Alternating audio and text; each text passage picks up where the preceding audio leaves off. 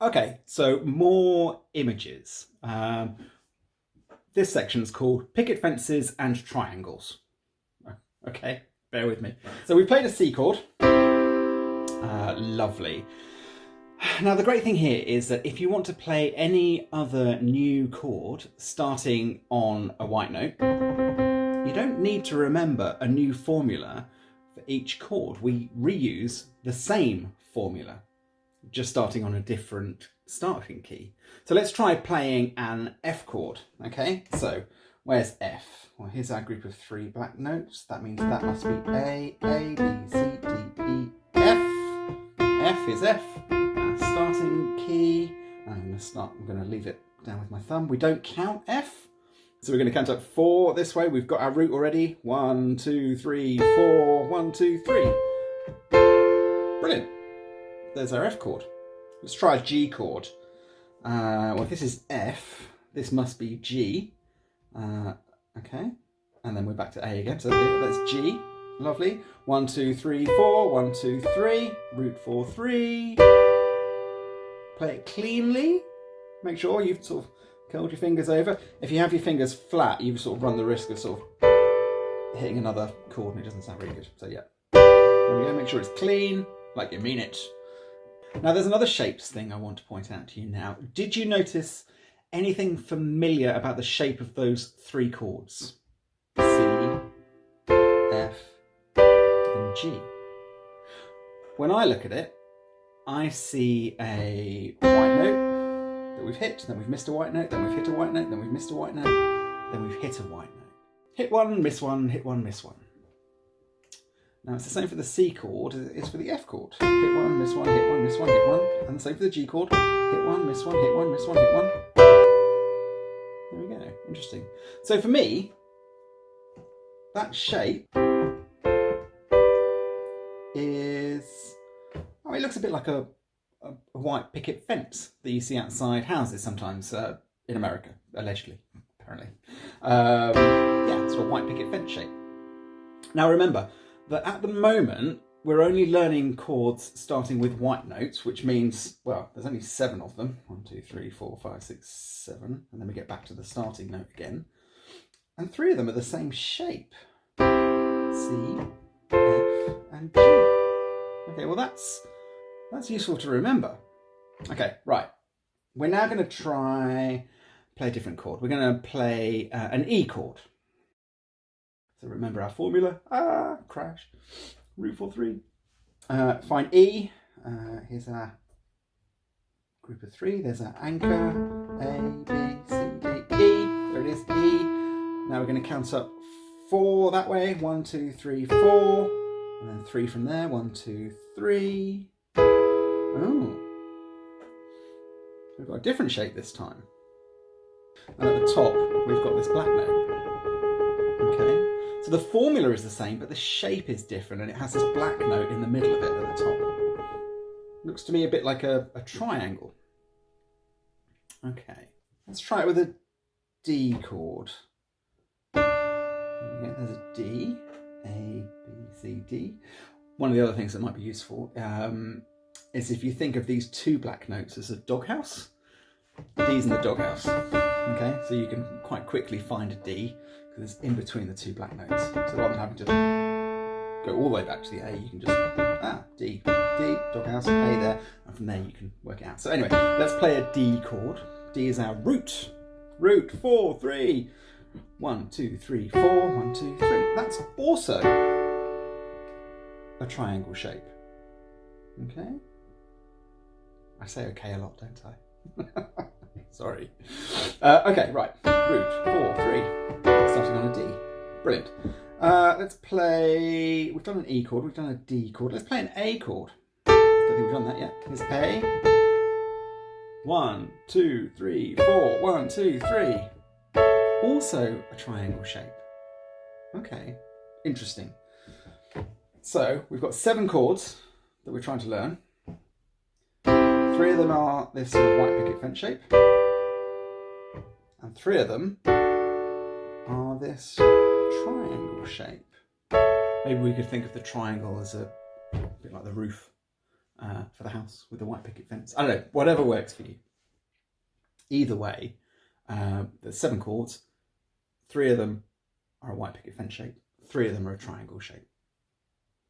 Leaving one other. Okay. Where is it? Do you know? It's B. Okay, here we go. So here's B. A, B. What happens when we use the same formula? 1, 2, 3, 4. Ooh, it looks like it might be a triangle shape. Oh, but hang on. 1, 2, 3. Oh, it's got another black note in it. Okay, that's a B chord. We don't use it very much, don't worry. It's not actually true. The Beatles used it quite a lot. Anyway, right, there we go. So, I would suggest, if you're at all struggling, just to spend a little bit of time just going, okay, C, white picket fence, D, triangle, E, triangle, F, white picket fence, G, white picket fence, A, triangle, B, the one with the 2 black notes. Just spend some time going through it, getting used to the shapes and associating them with the name. Honestly, it takes very little time to get really quite quick and fluid with that. Minor or sad chords. So I'm going to share with you something, one small piece of information that is going to double the amount of chords you can play to 14. Now, most songs you hear are made up of a mixture of major and minor chords. The ones you've learned already, those chords are major, or more simply, happy ones. We're going to learn how to convert them to minor chords, sad chords. With these 14 chords, you can literally play thousands and thousands and thousands of songs, genuinely. So here it is. To achieve this miraculous doubling of your chord repertoire, all we need to do is shift the position of just one finger. Let's show you how. Let's play a C chord. There we go. There's our C chord, white picket fence shape, starting on C. Now, move the middle finger of your chord and shift it to the left 1 key. Doesn't matter what the key is, black or white, just shift that middle note left 1 key. There, does that sound sadder? Shift it back again to make the chord happy and sad, happy, sad, happy, sad. Now, here's the great part. This is true whatever chord you're playing. So let's try another one. Let's play a D chord, triangle shape, starting on a D. Okay, shift the middle finger down 1. Amazing, sad chord. It's suddenly become a D minor. It's gone from a happy D major to a sad D minor. Happy, sad. Try it with some other chords that you've learned. Now, sidebar, when you see chords for songs written down, major chords, the happy ones that we learnt first, will just have the letter of the chord without anything else next to them. Minor chords will have a small M, lowercase, for you guessed it, minor. If you want to know how to memorise hundreds of chords, every chord you'll ever need memorised just as easily as this, then check out my full course. The link is in the description. I'm a huge believer in that we learn best when we're doing something that we enjoy. And we also learn best when we have some choice in what we're learning. What I'm aiming for here is for you to be able to choose a song that you want to learn, to practice these techniques with. But there are a few tips that will make your life easier. So what we're going to do is we're going to go to a website, we're going to grab some chords of the song eventually that you want to learn. But first, it might be useful to let me show you how I would do it. Okay, so we're going to go to this site called ultimateguitar.com. Guitar, I hear you say, yes, guitar, because the chords for the guitar are exactly the same notes as the chords on the piano. They're interchangeable.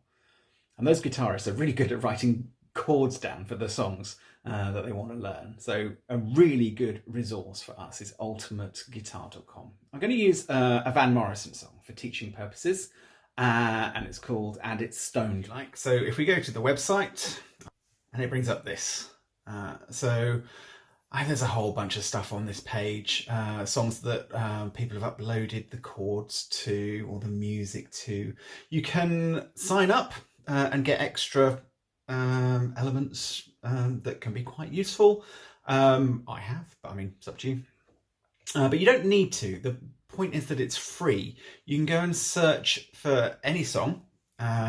See, I've already searched for And It Stoned Me, but let's do it again. And It Stoned Me, there it is. If I search for it, we get a list. Okay, so there might be a bunch of other artists that have done it. Here we've just got Van Morrison's songs or versions listed. There's an official one, which I think you probably have to pay to access, and a pro one. But here, somebody has written out the chords, you can see, and over 1,700 people have given it a 5-star review. Okay, so that's probably the one I'm going to go for. There are some other options, you know, if you want to see the ukulele chords or other people's versions, there are other versions available. But this is a fairly good indicator that this is probably the one I'm going to go for. So if I click on that, here we go. So what have we got here?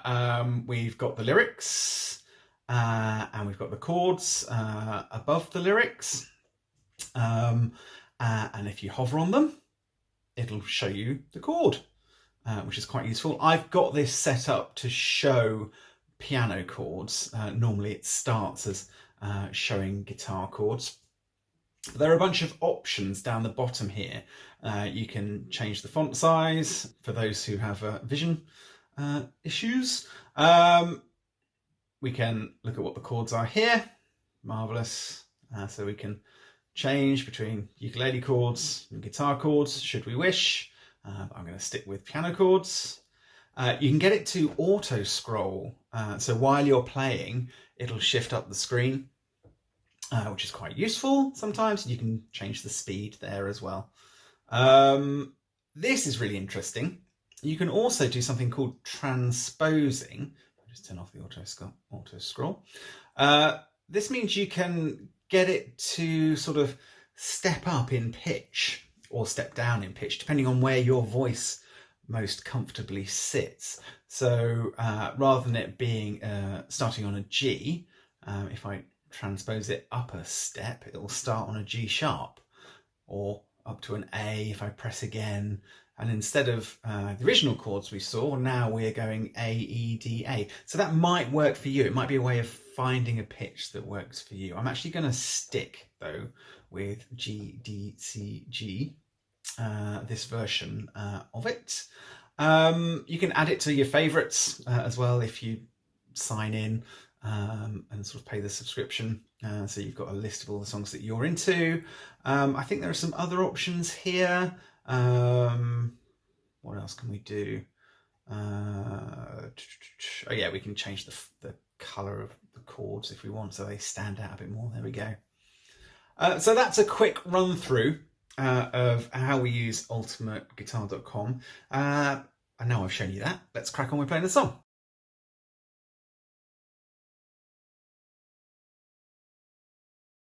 Okay, so what's coming up? In about 3 minutes, we've taught you how to remember all the names of the white notes. In another 5 minutes, you learned how to play all 7 major chords. That's pretty quick. Think about how far you've come already and how quickly.